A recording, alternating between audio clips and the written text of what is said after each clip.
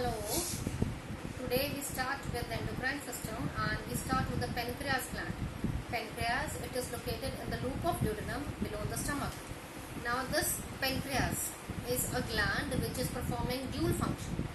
It is a gland which is having duct as well as without the duct. So it is a ducted gland as well as ductless gland. So we say that it is a heterocrine gland. Hetero means both. So it is acting as both the functions. It is performing dual function, exocrine as well as endocrine in nature. Its exocrine function is with the help of a duct. It is giving out pancreatic juice which is responsible for digestion.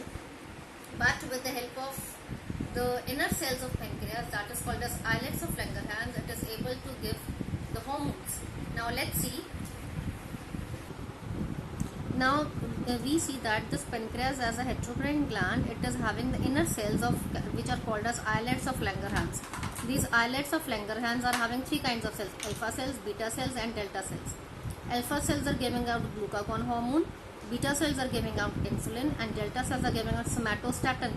Now this somatostatin is also called as GHIH, growth hormone inhibiting hormone. Growth hormone inhibiting hormone. Now this glucagon function is it converts the glycogen to glucose and it is giving the extra glycogen as glucose in the cells and for the use. Now this insulin which is given out by the beta cells is responsible for the conversion of glucose to glycogen and helping to store the excess of glucose to glycogen in our liver. But the somatostatin, this is also called as growth hormone inhibiting hormone. It is keeping a check over both the cells, alpha cells and beta cells. That means it is keeping a check over glucagon and insulin hormone. Now we talk about this insulin.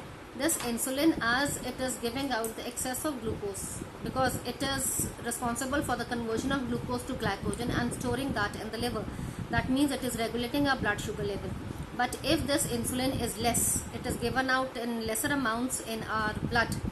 So the less of glucose will be converted into glycogen and stored in the body, in the liver cells. So the glucose level of the blood will rise. That is called as diabetes mellitus.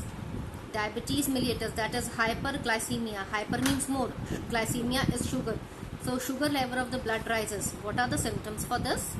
Symptoms can be more of urination. Very important, the urine is having sugar. Second, to excrete sugar, there is more of water required. So frequent urinations are there. Then as more of water is lost from the body, the person is dehydrated. The person intake of water increases. As well as we talk about the loss in weight. Because the person loses weight and the person becomes weaker and weaker. And the effect is there on the eyesight also. Second we talk about is if excess of insulin is given out by the body cells, by the pancreas, so the excess of glucose will be converted into glycogen and stored. That means the blood sugar level will fall. So in that it is hypoglycemia. Glycemia is sugar, hypo is less. So sugar level of the blood will become less. So when this less of blood is going to the brain, that means the brain can go in the state of coma and that is called as insulin shock. So this diabetic patient, whenever the insulin is given or there is extra overdose of insulin is given or the blood sugar level falls, we say that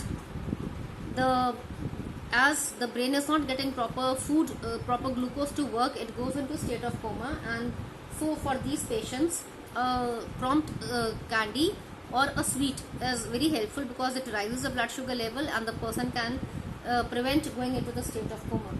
Now we talk about the glucagon. Glucagon we have already discussed that it is converting the glycogen into the glucose and rising the blood sugar level. And this delta cells is giving out somatostatin and this is also called as GHIH, that is growth hormone inhibiting hormone, which is keeping a check over the secretions of insulin and glucagon. Thank you so much.